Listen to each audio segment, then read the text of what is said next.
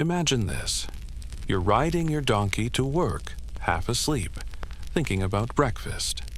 And suddenly, your donkey turns its head, looks you right in the eye, and says, "Hey buddy, what's your problem?" Sounds like a deleted scene from Shrek, right? But no, this actually happened in the Bible.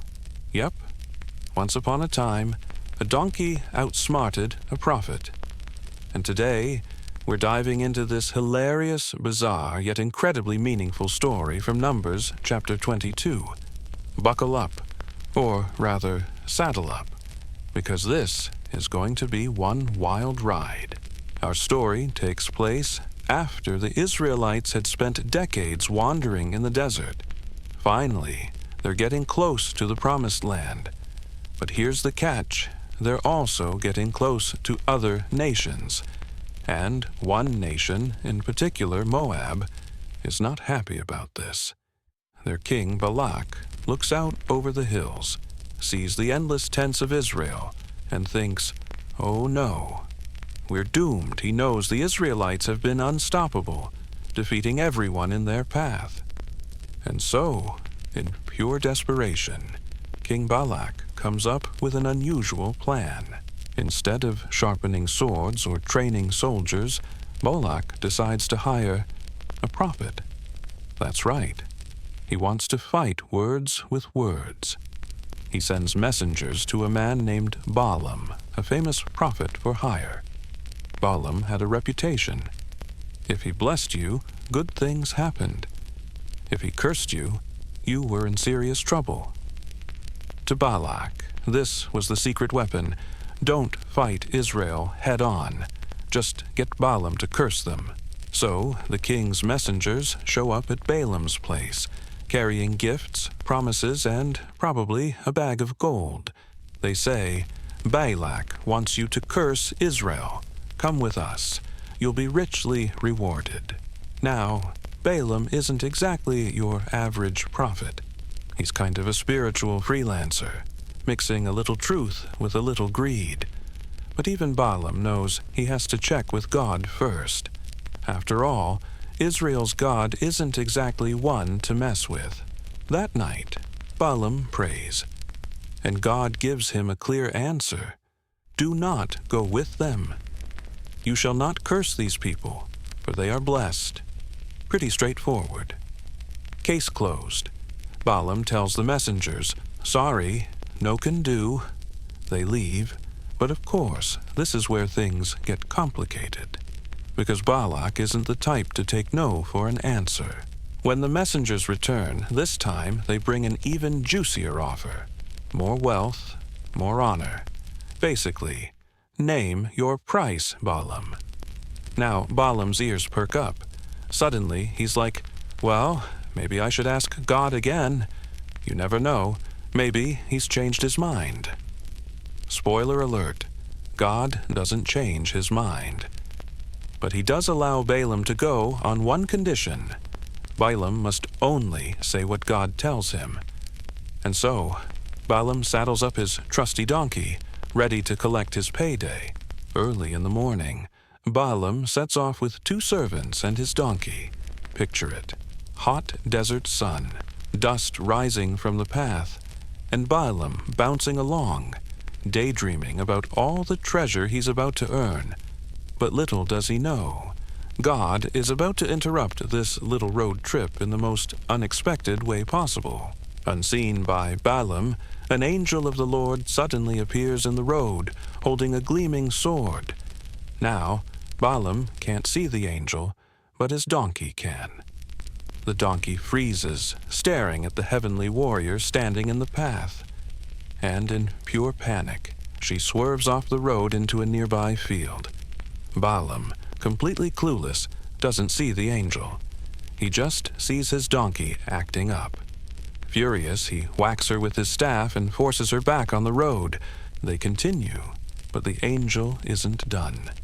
A little further up, the angel appears again, this time standing between 2 vineyard walls. The donkey panics, trying to squeeze past, but in doing so, she crushes Balaam's foot against the wall. Balaam howls in pain, hopping on one leg, and starts beating the poor animal again. The donkey, in her head, is probably thinking, "Dude, I'm saving your life here, and this is the thanks I get?" But wait, it gets better. The angel moves forward again, blocking yet another narrow stretch of road. This time, the donkey has no escape route. She simply collapses to the ground, lying flat under Balaam. And Balaam? Oh, he's fuming. His face is red, his dignity is gone, and in his rage, he starts beating the donkey harder. This prophet, who's supposed to be the great seer, can't see what's literally right in front of him.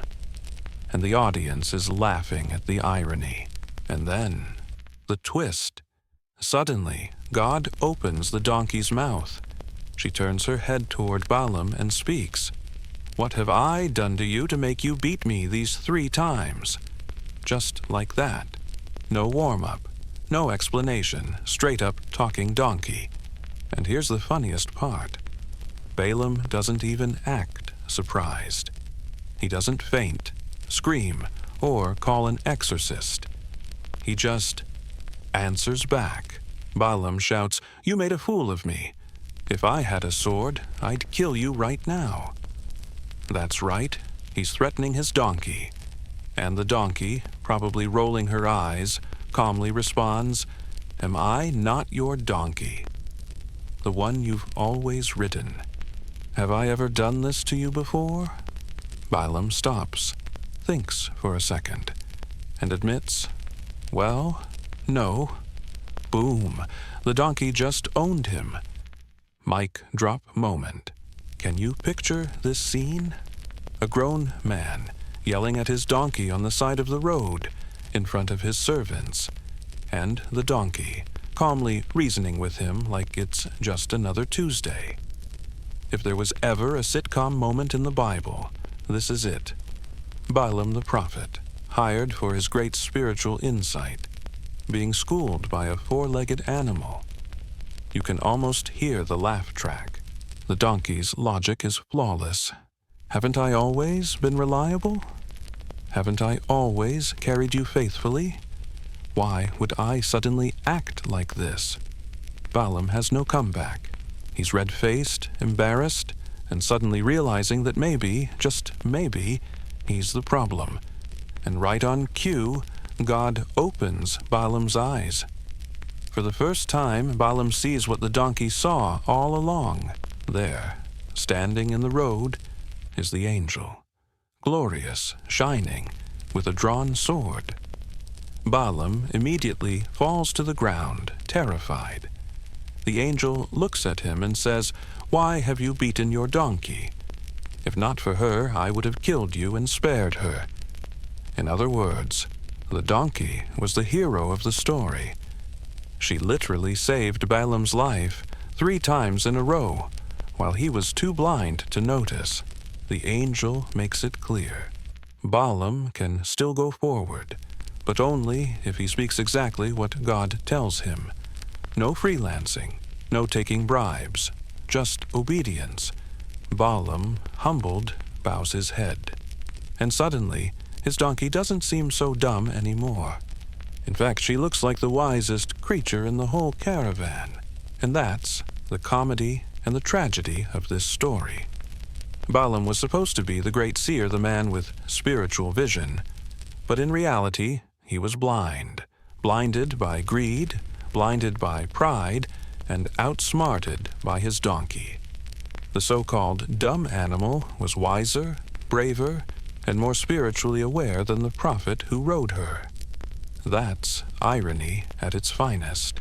But the story isn't just funny. It's deeply meaningful. How often do we ignore the donkeys in our own lives? The small interruptions, the setbacks, the unexpected obstacles that might actually be protecting us. Maybe it's a friend warning you about a bad decision. Maybe it's a closed door you're upset about. Maybe it's your own body saying, "Slow down." The truth is, sometimes the voices we dismiss are the very ones carrying God's warning.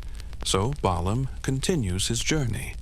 He finally meets King Balak, who's probably rubbing his hands together, eager for Israel to be cursed. But guess what? Every time Balaam opens his mouth, blessings come out instead of curses. Balak is furious, but Balaam can't help it. God is in control. In the end, the prophet for hire can't curse what God has blessed.